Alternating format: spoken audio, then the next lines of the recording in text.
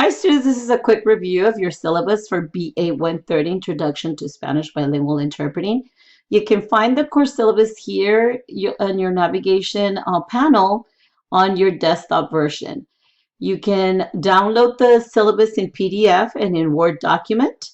You can also have the option to click on the accessible course syllabus, and there you can find a button to press for the immersive reader, and you can have it read to you. You can also have any section read to you under the immersive reader option. This is a 16-week class. We start February 6th and the class ends on June 4th. My grades are due to admissions and records June 8th. There is a final that is multiple choice, true and false, and I will have a video on more on that towards the end of the course. However, it's very important that you know that the final is a very important percentage of your grade. For the course description, we changed it in the last 2 years because this became an upper division course. So now it's number 130, the introduction course in the certificate program for Spanish English interpreting.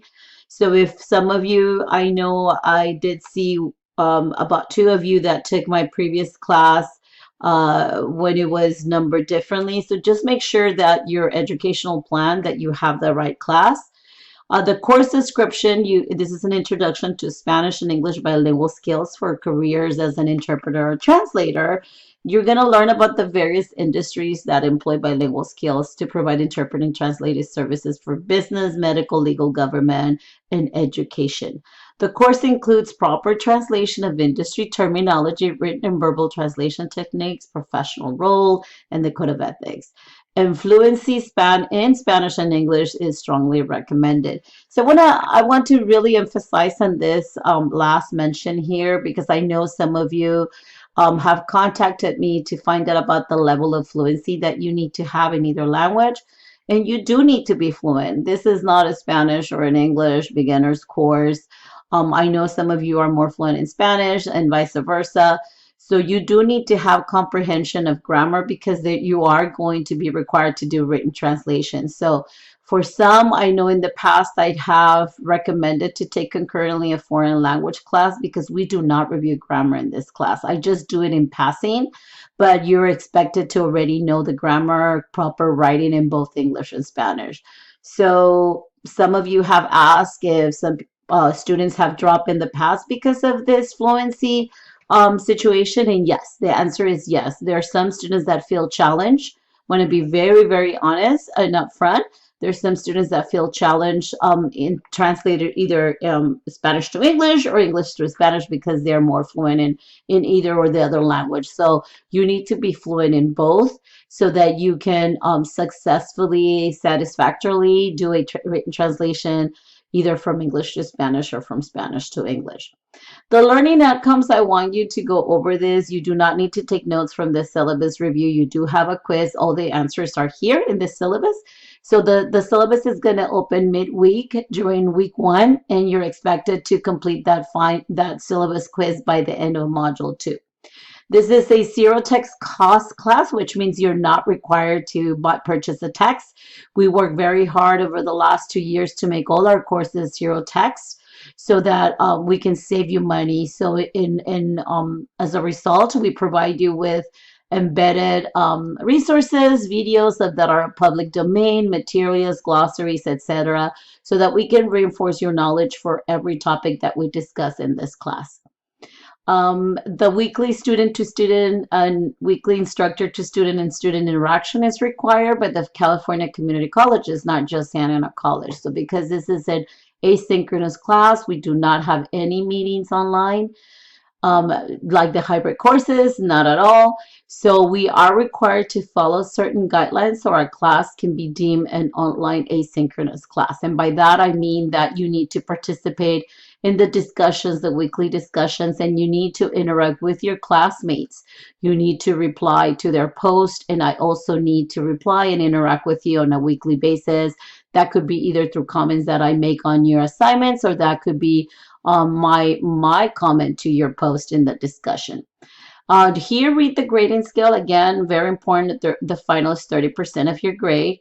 And in every module, you're going to find 3 assignments. You're going to find a class exercise, a homework, and a discussion. Every module follows the same steps, and not only this one, but also in my BA 131 class. Read the late work policy. The important dates to remember, again, these are very important because these are not the same dates as an 8-week course. So every class has different deadlines to drop with a W or without a W, and also to be able to get your refund. In terms of communication, I have an open door policy. Please contact me right here is the inbox where I'm pointing right here. In your navigation panel, this is my first preference for communicating with me. I understand life happens. Many of you are working adults. Many of you are parents. I know there's still many cases of COVID in Southern California. Our college, you even get our emails, right, notifying you that we still have active COVID cases. So anything, it doesn't have to be COVID, but if you have a health situation or anything else, please communicate with me before deciding to drop the class to see if we can find an alternative to you not dropping the class.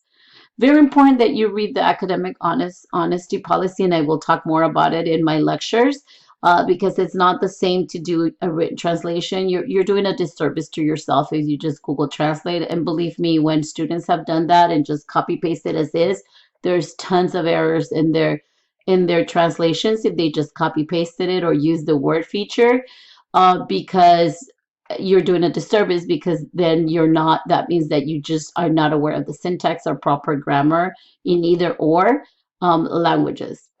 Very important for students with disabilities, please contact DSPS, get the paperwork with them and through them, and then they will provide me with the required paperwork so I can make accommodations. So very important to do that ASAP.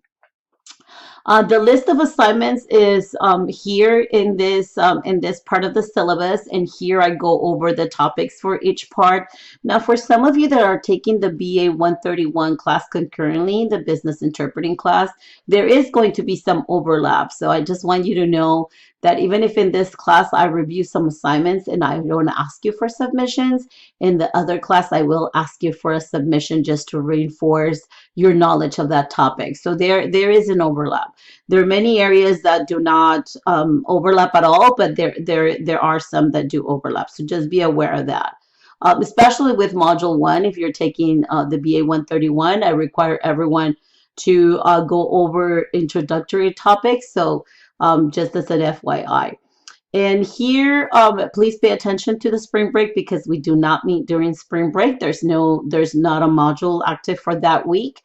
And then we have our last day of class, June 4th. And like I said, I turn in the assignments to admissions and records on June 8th. Here for the course summary, right now you have your assignments that are due on February 12th. Do not worry about the other assignments.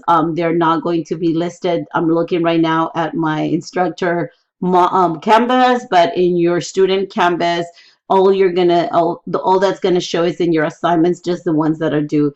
So my recommendation to you is to follow the same process every week and go go over the module in the order that all the pages are. So do not skip anything because there's a reason that they're structured like that.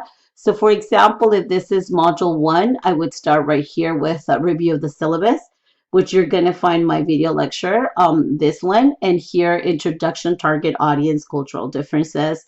And if you're in the BA31, I'm going to make you watch that as well. And then here you just go one by one, and then you're going to have a class exercise, and then you're going to have a homework, and then the discussion. So all the modules follow the same structure, and that's just going to make it easier for you.